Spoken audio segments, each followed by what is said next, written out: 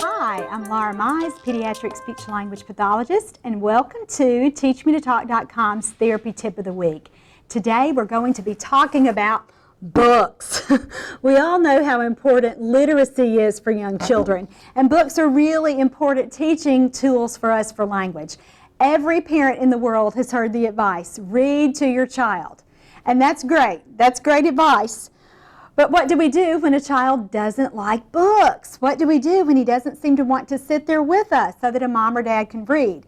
Now, I've talked about this a lot in my continuing education courses, and I've also talked about it a lot on my podcast. Today, I want to share one of those really sort of easy ideas, and certainly one that you can use for a long time to come. This works really, really well because it appeals to something that a toddler already is dying to do. But before I share that secret, let me talk to you about how to set this up. You'll take any cardboard book and preferably get one with really, really pretty pictures. Don't use a book with paper pages because it's not going to be as easy to do what I want you to do with these pictures. I want you to scan or copy with a color copier each page of a book like this. And then what you're going to do is cut out the picture that you've copied, laminate it, and if you don't have access to a laminator, they're actually pretty cheap at places like Walmart or Office Depot, and just invest $30 because you'll use the laminator over and over and over again. So you're going to want to cut out the picture and then laminate it, and then get yourself some Velcro dots. And again, you can find these in office supply stores. I always buy all of mine at Walmart.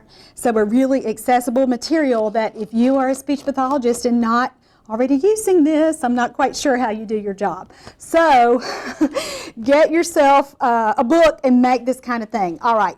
The first and easiest and best way to use this book for a kid who doesn't like books and reading is to let a child rip the picture right off the page. And boy, don't they want to do that anyway. They are really set on tearing your book apart.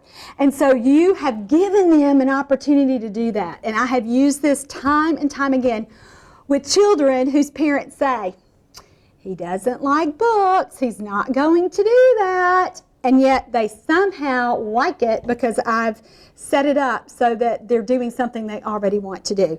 Now, you can take it a step further and then have them do something else with the picture. They can put it in, say, maybe a diaper wipe box that we've already talked about, how fun this little box is. I think a couple weeks ago we talked about this idea.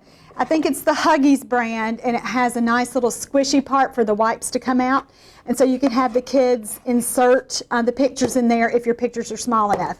If you're using a book like I've used here, Moo Ba La La La by Sandra Boynton, some of these pictures are pretty big. So what you can do then, if you don't want to use maybe a bowl or something else, this is always a really fun idea. Get yourself a box and then just cut a slit, because what the child would do then is feed it into the box. I promise there is something about making something disappear that hardly any toddler can resist. And so if you introduce this component along with ripping it out of the book, I promise you're going to have a lot more success. Now, the second thing that I've had great success with is having a child find the correct picture and put on the book as you read the page.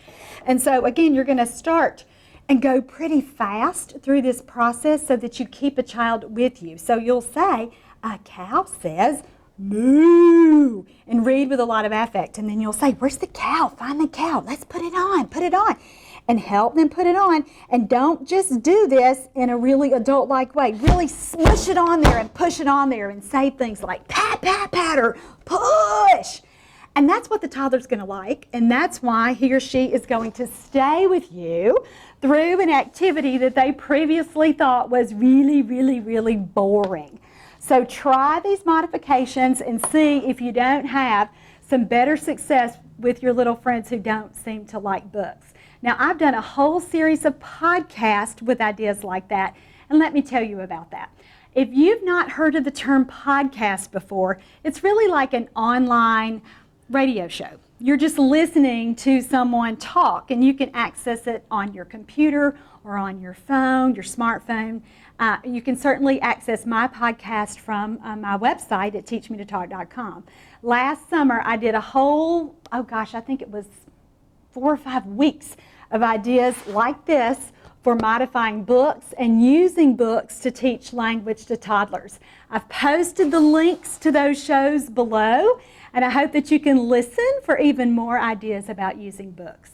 That's all for today. I'm Laura Mize, pediatric speech-language pathologist, and thanks so much for watching TeachMeToTalk.com's Therapy Tip of the